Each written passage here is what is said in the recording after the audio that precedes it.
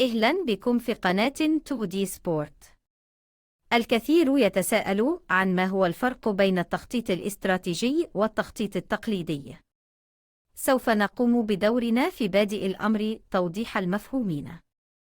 التخطيط التقليدي هو عملية التنبؤ بالمستقبل والاستعداد له، حيث يقوم بوضع الأهداف وتوقع المعوقات والتهديدات المستقبلية، واختيار الوسائل والطرق المناسبة التي من خلالها تتحقق تلك الأهداف خلال فترة محددة.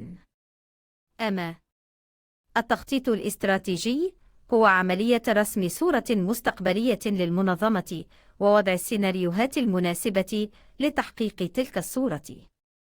من خلال المفهومين والتعريف السابقة نجد أن هناك نقاط تشابه واختلاف للمفهومين. نقاط التشابه: 1. كلا المفهومين هما عملية، والعملية تحتاج إلى جانبين مهمين هما الدراسة والإجراءات أو التطبيق، فهو يمزج بين النظري والعملي. مثال للذهاب إلى العمل صباحاً: للذهاب إلى العمل صباحاً يحتاج وضع خطة متكاملة ساعة الخروج من المنزل، تحديد وسائط النقل، واختيار الطرق المناسبة التي من خلالها تمكننا الوصول إلى مكان العمل بالوقت المناسب. إذن التخطيط للذهاب إلى العمل تطلب مني دراسة الطريق فضلاً عن استخدام وسائط النقل، جانب نظري والآخر عملي. 2. كلا المفهومين يتحدث عن المستقبل، فالتخطيط هو عملية مستقبلية بغض النظر عن طول أو قصر الفترة الزمنية. هذه النقطتين أهم المتشابهات. أما الآن نتحدث عن الاختلاف بين المفهومين.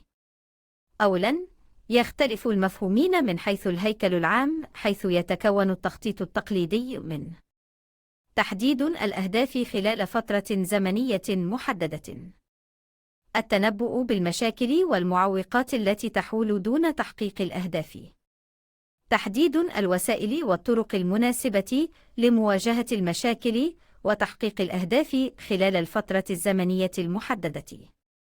أما التخطيط الاستراتيجي، يتكون التخطيط الاستراتيجي من رؤية، صورة المنظمة في المستقبل، رسالة، نشاطات المنظمة الموجهة إلى المستهلك، البرامج، وتتكون من عدة أهداف تصب في تحقيق الصورة المستقبلية للمنظمة، وتبنى على عدة فرضيات تدعى السيناريوهات.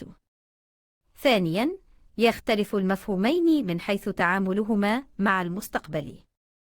التخطيط التقليدي يواجه المستقبل من خلال التنبؤ بالمشاكل والمعوقات المتوقعة وإيجاد الحلول المناسبة لها من خلال تحديد الوسائل والطرق التي تعالج تلك المشاكل. التخطيط الاستراتيجي يصنع المستقبل من خلال وضع 3 فرضيات على الأقل تدعى السيناريوهات: 1 متفائلة، و2 معتدلة، و3 متشائمة، كلها تصب في تحقيق رؤية المنظمة. ثالثاً، يختلف المفهومان من حيث الأدوات المستخدمة.